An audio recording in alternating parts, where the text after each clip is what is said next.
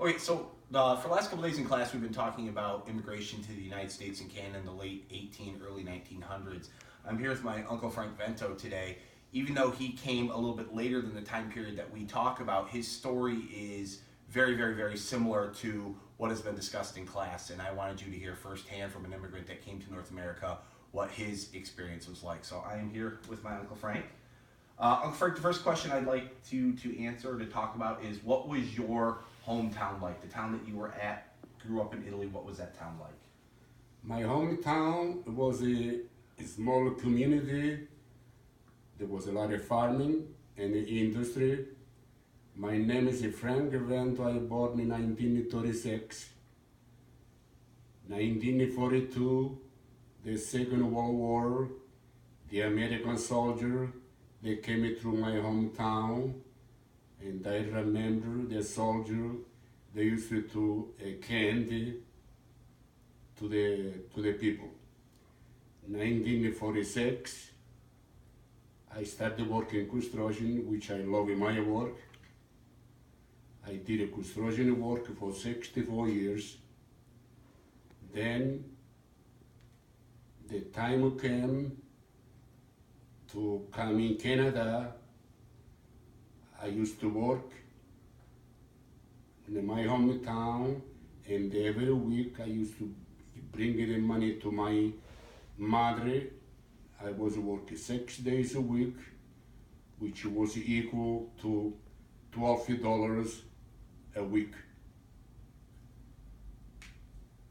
So, Uncle Frank, what made you decide to want to come to North America? You had a good life in Italy, but you decided to try a new life in Canada. What made you decide to do that?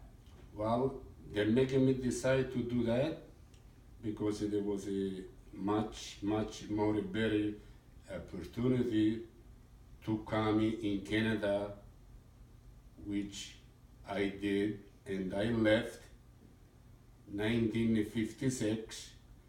I was 20 years old. I came in Windsor, Canada. I was in Canada for 5 years. Then in 1961, I got married and I moved to Detroit, Michigan. Okay. What was the boat trip like for you coming across the Atlantic, and how much did that cost you, and how much did you have to, or how long did you have to save up for that? The trip, it was beautiful. The money, it cost about $200, which I always give the money to my parents when I was at work. So this was money accumulated over the years. So when I left, my parents, they paid the trip for the boat to come in Canada, Windsor. The trip was fantastic. I love every bit of it. And we docked in Halifax, in Canada. Then from Halifax, September the 8th, 1956, we took the train to Windsor, Canada, and I came September the 11th, 2 o'clock in the afternoon. And I went back to work September the 13th, which I didn't know no English whatsoever, 000, and I never missed a day's work when I was in Canada because I was using my knowledge. That's it. Now, when your family had to save up that $200 for you to come over, that's about $2,200 in today's money. Was that a lot of money for your family? Oh yes, sure it was a lot of money. Yeah, Okay. sure. Yeah, Was it easy for you to get a job once you got to Canada, or was it difficult for you? very easy. I started, like I said, I came September the 11th in Windsor. and I went back to work September the 13th, and I was in Canada for 5 years, and I never missed one day's work. What was the major differences that you noticed between your hometown in Italy and getting to Windsor, Ontario? Well, a big difference it was because my little town that was very small. There was a lot of farming. Then it was a very opportunity for a lot of the younger generation, and I felt I was a positive. I was going to come in Canada to do better myself, which I did.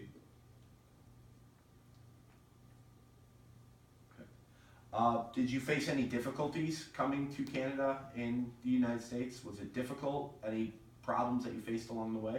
None at all. I always was a positive. I was going to do better. Then when I came in the States, Detroit, Michigan, I got married. I worked a couple of years for a larger company. I am a bricklaying and cement work. Then in 1964, I started my own company, Vento, Masonry, and Cement. I raised 3 beautiful kids and a wife. My wife has been always my right hand, and I've been successful, and I worked total in construction 64 years. God bless America. Do you think that you would have been able to own your own business and pass it on to your son if you had stayed in Italy? No, because they don't need no opportunity. There is maybe little bit, but not very much. Over here, there is a better opportunities. You could be successful if you want to work, but also you could be a bum. God bless America. Because you came to the United States and Canada, do you think that your kids had a better life as opposed if you would have stayed in Italy then? Oh, absolutely. They would have a better life here in the States, not in Italy. There is a lot of fish you can catch over here when you go in the sea because it's a big large area. You cannot compare Italy. There is opportunities, but not very much. Okay. In our class, we discussed that one of the things that would make an immigrant coming to the United States successful was learning English. How did you learn English when you came over to North America? Again, I did go 2 years night to school to learn. I can read, I can write a little bit, but my focus was my work. I love my work. There is no word to describe. Like I said, I worked 64 years, started when I was in Italy, in my hometown, in Canada 5 years, Detroit, Michigan. And I retired the end of 2010. I retired at the age of 74 years old. God bless America. Okay. Thank you very much.